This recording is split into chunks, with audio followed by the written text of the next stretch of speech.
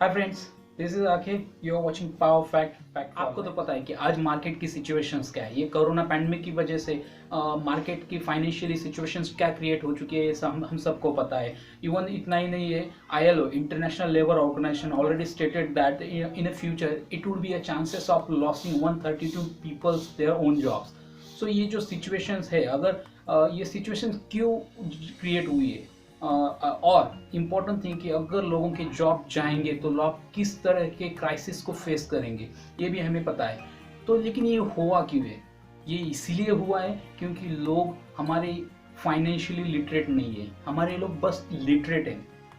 हमारी जो education system है तो वो हमें लिटरेट तो बनाना सिखा रही है, लेकिन फाइनेंशियल लिटरेट बनाना नहीं सिखा रही है। पैसे का मैनेजमेंट कैसे करना ये नहीं सिखाते। पैसे कमाना सिखा रही है, लेकिन पैसे का मैनेजमेंट कैसे करें ये किसी को नहीं पता है। तो आज गाइस हम इसी टॉपिक को लेके आगे जाएंगे कि how to become a financial literate. If you wants to become a success in your life then you must need to know how to become a financial literate. So इसी topic को आज हम continue करेंगे। तो क्या होता है guys कि कुछ इथिक्स होते हैं, हमें उसे फॉलो करना पड़ता है सक्सेस होने के लिए। कई एक बात को हमेशा दिमाग में रखना कि सक्सेस एक दिन में नहीं मिलता है। इसके लिए आपको वक्त देना पड़ता है। वक्त के साथ साथ अगर आप चलोगे तो आपको सक्सेस मिलेगा। जैसे कि रोवियो, आपको पता है एंग्री बर्ड के फाउंडर है, उनको एक दिन में इस एंग्री बर्ड गेम के लिए सक्सेस नहीं मिला था। एंग्री बर्ड गेम बनाने से पहले उन्होंने 50 गेम बनाई थी, तब जाके उनके एंग्री बर्ड गेम के लिए उनको सक्सेस मिला था। जैसे मार्क रफेलो अमेरिकन एक्टर है, 600 बार उन्होंने ऑडिशंस दिया था, तब जाके उनको पहला उनका ब्रेक मिला था। तो ऐसे बहुत सारे एग्जांपल्स हैं, इनसे आपको पता चलेगा कि सक्सेस एक दिन में नहीं मिलता। जैसे कि पिकासो का ले लो, पिकासो ने 50,000 पेंटिंग्स बनाए थे, तब जाके उनके 100 पेंटिंग्स को प्राइड ऑफ द मास्टरपीस का ग्रेड टैग मिला। तो यही बात होती है कि आपको एक दिन में सक्सेस नहीं मिलता है। तो सेम थिंग, अगर जो मॉड्यूल आज मैं बताने जा रहा हूँ, आप इसको 21 महीने तक फॉलो करोगे तो आपको सक्सेस मिल जाएगा। एक दिन में आप इसमें सक्सेस नहीं पा सकते, तो इसको आपको फॉलो करना ही पड़ेगा। हमें फाइनेंशियल लिटरेट बनना है और इसमें हमें सक्सेस गेन करना है। तो ये फाइनेंशियल लिटरेट हम कैसे बन सकते हैं? एज यू नो, जैसे कोई एजुकेशन कंप्लीट करता है तो एजुकेशन कंप्लीट करने के बाद जब मार्केट में आता है कमाने के लिए, तो कुछ ना कुछ अमाउंट स्टार्ट करता है अपनी अर्निंग। जैसे कि 5,000, 10,000, 15,000 वट एवर, लेकिन कुछ ना कुछ तो अर्निंग अपनी स्टार्ट कर ही लेता है। कुछ ना कुछ अमाउंट उसको at the end of month मिल ही जाती है। तो हमारा आज का जो मॉड्यूल है ना, वो इसी बेस पे कि जो कुछ भी अमाउंट आपको मिलेगी, तो 5,000 हो, कुछ भी अमाउंट हो, वट एवर, बस उस अमाउंट के हमने कुछ परसेंटेज में डिवाइडेशन किया है। उस परसेंटेज को आपको बस आपके अलग अलग अकाउंट्स में रखना है। क्या होता है कि हम 4 अकाउंट बनाने जा रहे हैं। 4 अकाउंट में से तो फर्स्ट अकाउंट है एजुकेशनल अकाउंट। बहुत इंपॉर्टेंट अकाउंट है। जो कुछ आप अर्निंग करोगे मंथ एंड में, उस मंथ एंड की अर्निंग का 5% आपको एजुकेशनल अकाउंट में रखना है। एजुकेशनल अकाउंट में जो कुछ अमाउंट आएगी, उस अमाउंट को आपको अपने ब्रेन पे लगाना है। ब्रेन को ब्रशअप करना है, ब्रेन का नॉलेज बढ़ाना है फाइनेंशियली चीज़ों के लिए, कि अमाउंट को, पैसों को कैसे इन्वेस्ट किया जाए, कैसे इस पैसे निवेश करके उससे जो कुछ प्रॉफिट मिलेगा उसको गेन किया जाए। तो इन चीज़ों के लिए आपको अलग अलग सेमिनार सेटिंग करने पड़ेंगे, अलग अलग वेबिनार सेटिंग करने पड़ेंगे,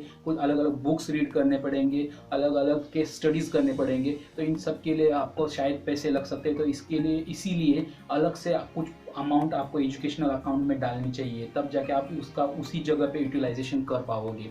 सेकेंड होता है second account, fun account. Fun account किसी को नहीं चाहिए, हर एक को फन चाहिए। तो इसीलिए हमें अपनी जो कुछ अर्निंग होगी मंथ एंड में, उस मंथ एंड के अर्निंग में से 5% अमाउंट आपको फन अकाउंट में रखनी चाहिए, ताकि आप, आदमी हर महीने तो घूमने जाता नहीं है, 2, 3, 4 महीने बाद घूमने जाता है। तो अल्टीमेटली आपका इतना तो अमाउंट उस फन अकाउंट में कलेक्ट हो जाएगा कि आप कहीं घूमने जा सकते हो, लाइफ को एंजॉय कर सकते हो। तो ये बहुत इंपॉर्टेंट है, क्योंकि अगर आपका माइंड फ्रेश रखना है आपको, तो आपको फन तो करना चाहिए। इसलिए इस अकाउंट को भी रखना चाहिए हर आदमी को। थर्ड अकाउंट है फाइनेंशियल फ्रीडम। अगर लाइफ में फाइनेंशियली फ्रीडम को गेन करना है तो इस अकाउंट को आपको ज़्यादा कॉन्सेंट्रेट करना पड़ेगा। जो कुछ अर्निंग है, उस अर्निंग मंथ एंड के अर्निंग का 10% इस अकाउंट में रखना है। ये बहुत इंपॉर्टेंट अकाउंट है। जितना आप इस अकाउंट पे कॉन्सेंट्रेट करोगे, लाइफ में उतना ही सिक्योर खुद को महसूस कर पाओगे। ये अकाउंट कैसा होना चाहिए? इस अकाउंट का ना तो आप नेट बैंकिंग रखोगे, ना तो चेक बुक रखोगे, ना इस बैंक का आपके पास डेबिट कार्ड होना चाहिए। ऐसी कोई भी वे आपके पास नहीं होना चाहिए जिससे आप इससे पैसे निकाल पाओगे। It is like a FD कि आप बस इसमें पैसे डालते रहो, इसकी तरफ ध्यान ही मत दो कि आपका इसमें पैसा है भी।